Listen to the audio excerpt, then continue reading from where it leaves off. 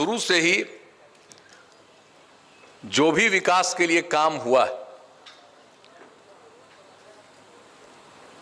और उसके साथ साथ जो हम लोगों का ये उद्देश्य रहा है कि हम आगे विकास करेंगे, तो अगर समाज के सुधार के लिए काम नहीं होगा तो विकास का कोई मतलब नहीं रह जाएगा। इसलिए शुरुआती दौर से ही हम लोगों ने इस चीज पर काम शुरू किया और समाज में जो सबसे पीछे पड़े हुए थे, समाज के उन तबकों के उत्थान के लिए हम लोगों ने विशेष ध्यान दिया। चाहे वो महिलाएं हों, चाहे वो अनुसूचित जाति जनजाति के लोग हों, अल्पसंख्यक समुदाय के हों, अति पिछड़े वर्ग के हों, यानी इस प्रकार से जो किनारे पर रहने वाले लोगों को समाज के मुख्य धारा में जोड़ने के लिए उनके लिए विशेष पहल की गई। हर चीज को आप जानते हैं। और आपके मुजफ्फरपुर से तो मेरा तो विशेष लगाव है, आज से नहीं, कितनी बार हम आए। अब 2005 में जो हम लोगों ने अभियान चलाया सरकार बनने के पहले और उसके बाद सरकार बना, तो हम कभी भूलेंगे मुजफ्फरपुर में किस तरह से एक एक रास्ते पर सारे मुजफ्फरपुर के लोग खड़े रहे और किस तरह से लोगों का सहयोग और समर्थन मिला कि उसके बाद 2005 में ही काम करने का तब से मौका मिला। तो हम तब से तो काम कर रहे हैं, आपकी सेवा कर रहे हैं। लेकिन मुजफ्फरपुर में तो काफी काम, बहुत चीजों का, मुजफ्फरपुर तो एक खास जगह है और इससे जुड़ा हुआ समूचा का समूचा ये चारों जिले हों, चाहे सीतामढ़ी, शिवहर हो, वैशाली हो, सबका महत्व है। तो आज एक साथ जो बैठ रहे हैं यहां, और हम नहीं कभी भूल सकते। आखिरकार जब हमने शुरू किया महिलाओं के उत्थान के लिए, तो आपको तो पता है ना, सबसे पहले महिलाओं के लिए हमने जो पंचायत का चुनाव होना था, हमने कानून बनाया और उसमें हम लोगों ने तय किया, बिहार में पहली बार पहला राज्य था जिसमें हमने कहा कि उसमें 50% का आरक्षण महिलाओं के लिए। तो जो पहला बार शुरू कर दिया हम लोगों ने, 2006 में चुनाव हुआ और उसके साथ साथ महिलाओं के उत्थान के लिए जितना काम हम लोगों ने प्रारंभ कर दिया, पढ़ाई के लिए और सब चीज के लिए, तो उसी समय मुझको लगा कि भाई जो इस स्वयं सहायता समूह पहले दुनिया के कई मुल्कों में, हमको तो केंद्र में भी काम करने का मौका मिला, अनेक जो राज्य थे उन सब जगहों पर हमने देखा था, लेकिन बिहार में स्वयं सहायता समूह उस ढंग से, बेहतर ढंग से गठित नहीं था। लेकिन फिर भी कुछ जगहों पर था। तो मुजफ्फरपुर हम आए 2006 में और 2 जगह मुजफ्फरपुर में हम गए और उस समय के स्वयं सहायता समूह की जितनी महिलाएं थी, बहनें थी, उनके साथ हमने बातचीत की और सबकी बात सुने। जब लोगों की बात हमने ध्यान से सुना तो मुझे इतनी प्रसन्नता हुई कि देखिए, उतना ज्यादा काम बिहार में नहीं हो रहा है और हम तो उसके लिए सोच रहे थे कि हम इसका विस्तार करेंगे और पूरे बिहार में करेंगे, और इसके लिए हमने वर्ल्ड बैंक से कर्ज लेने का भी निर्णय ले लिया। और उसी सिलसिले में हम आकर के यहाँ देखे, हमने कहा कि भाई उतना बेहतर काम नहीं हो रहा, तब भी महिलाओं में कितनी जागृति आती है अगर ये स्वयं सहायता समूह बन रहा था। और जिस तरह से जो कुछ भी शुरू हुआ और बाद में ही जब इसको बड़े पैमाने पर इसकी शुरुआत की, तो आपके यहाँ का जो अनुभव हुआ, यहाँ हमारी दीदियां बैठी हुई हैं, इनमें से बहुत लोगों को ध्यान में भी होगा। और उसके बाद से जो हमने पूरे बिहार के लिए काम करवाना शुरू किया और आज पूरे बिहार में, और उसका नामकरण किया हमने जीविका समूह। अब वो जीविका, और उसके बाद उसमें कितनी जागृति आई है। और हमारा जो लक्ष्य था कि 10 लाख जीविका समूह का गठन करेंगे, अब तो उससे भी ज्यादा बढ़ गया।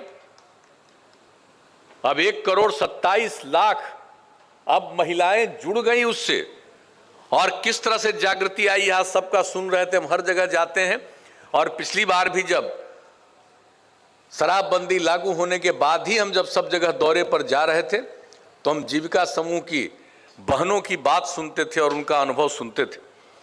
तो कितना लोगों में जागृति उसके चलते आई, इसलिए हम लोगों ने इसकी शुरुआत कराई। और उसके अलावे जो कुछ भी लड़कियों के लिए किया जा सकता था, पढ़ाई में दिक्कत, परिवारों की हालत इतनी खराब, कोई अपनी बेटियों को आगे पढ़ा नहीं सकते थे। 5वें क्लास के बाद उसके लिए जो चाहिए था कपड़ा, वो देने की स्थिति में नहीं थे, तो 5वां क्लास तक तो पढ़ लेता था लोग, लड़का लड़की, उसके बाद बहुत कम जा पाती थी।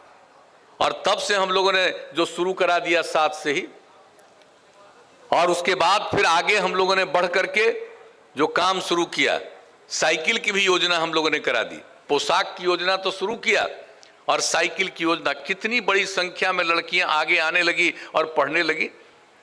और आपको मालूम है, अब लड़की कम पढ़ती थी, लेकिन पिछले साल मैट्रिक की परीक्षा में लड़का से 200-300 ज्यादा लड़की परीक्षा देने में थी पूरे बिहार में। आप सोच लीजिए कितना ज्यादा अब महिलाएं आगे बढ़ रही। तो इसका काम जो शुरू किया, और जीविका समूह के माध्यम से लोगों में जागृति लाना ताकि वो काम करें।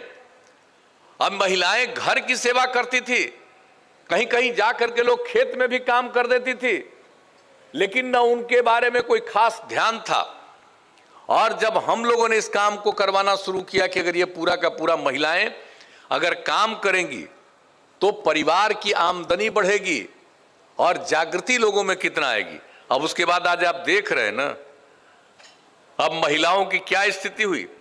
जब साइकिल योजना की शुरुआत की तो मेरा मजाक उड़ाते हुए कुछ लोगों ने कहा कि क्या शुरू कर दिए हैं, लड़की साइकिल चलाएगी तो रास्ता में लोग तंग करेगा। हमने हंसते हुए जवाब दिया कि एक आदमी को हिम्मत नहीं है कि लड़की साइकिल चलाएगी तो उसको तंग करेगा, और कहीं कोई घटना नहीं। और उसके बाद लड़कों ने भी 2-3 साल के बाद मांगना हमसे शुरू किया, हमको भी साइकिल दीजिए। हमने लड़कों के लिए भी साइकिल देना शुरू कर दिया। और आज आप समझ लीजिए, तो हर क्षेत्र में काम, ये सब काम तो कर रहे थे। सरकारी सेवाओं में भी हम लोगों ने आरक्षण दिया। पुलिस में सबसे पहले तो हम लोगों ने पुलिस वाला शुरू किया। और आपको मालूम है कि पुलिस बल में जितनी महिलाएं अब बिहार में है, उतना प्रतिशत देश के किसी भी राज्य में नहीं है पुलिस में उतनी महिलाएं। अब आप सोच सकते हैं, अब महिलाएं जो बिहार में बढ़ रही है और पुलिस में भी उनकी संख्या कितनी बढ़ रही है। सरकारी सेवाओं में तो बढ़ रही है, पढ़ाई में तो बढ़ रही है। और जो जीविका समूह बनाया तो लोग किस तरह से अपने घर की आमदनी को बढ़ा रहे हैं और कितनी जागृति आ रही। तो ये सब काम चलाया गया। और बाद में 15 में, और पहले तो हम शराब के खिलाफ आदमी थे, लेकिन कर्पूरी ठाकुर जी लागू किए 77 में जब मुख्यमंत्री थे। 2-2.5 साल तक वो रहे, उसके बाद उनको हटना पड़ा। अब बाद में लोग शराबबंदियों बंद कर दिया। तो हम लोगों को लगता था कि भाई शराबबंदी लागू करेंगे फिर न कहीं कोई गड़बड़ सड़बड़ करे। मन तो कर रहा था और 11 से अभियान चला रहे थे, लेकिन लग रहा था कि जरा इसको और जागृति लाएं, पूरा करें। ये सब काम करते रहे। और एक बार जब 2015 में आप ही का मीटिंग था दिल्ली में, पटना में, और पटना में जब हम बोल रहे थे आप लोगों के बीच में, महिलाओं के बीच में, आजीविका समूह की लोग थी, तो जब हम अपनी बात बोल करके बैठ रहे थे तभी नीचे से आवाज उठाना शुरू कर दी। श्री कृष्ण मेमोरियल हॉल पटना में, और सब आवाज उठाने लगी शराबबंदी का। हम तो बैठ रहे थे तो हमको लगा कि बोल रही है शराबबंदी। तो अन्य जो नेता लोग बैठे हुए थे हमारे साथ, मंत्री, हमने पूछा कि क्या बोल रहे थे, कहा शराबबंदी बोल रही। वापिस आकर के हमने ऐलान कर दिया कि भाई अगली बार अगर सरकार बनी तो निश्चित रूप से हम लोग इसको लागू करेंगे। अब वो जुलाई महीने की बात है, 9 जुलाई महीने की बात थी, और उसके 3-4 महीने के अंदर चुनाव होना था नया। और जब अगली बार फिर 15 में लोगों ने वोट दे करके बना दिया, तो जैसे ही सरकार बनी तो जो 26 तारीख को हम लोगों ने शुरू किया था, इसके लिए अभियान चलाना शुरू किया था 11 से ही, तो उसी समय से ये शुरू हुआ। और लोगों की जो मांग थी तो वही 2016 में ही हम लोगों ने, 2015 में ही हम लोगों ने इसकी शुरुआत करा दी। नवंबर महीने से, और पूरी जागृति आई और उसके बाद 1 तारीख से 1 अप्रैल से हम लोगों ने इसको लागू किया।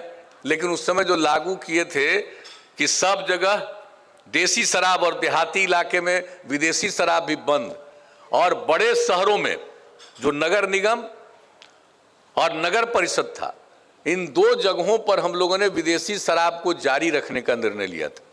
हम लोगों को लगा कि गांव में इतना अभियान चलाए हैं, शहर में अभियान नहीं चलाए हैं, तो अभी कुछ कहना उचित नहीं है, बाद में देखेंगे।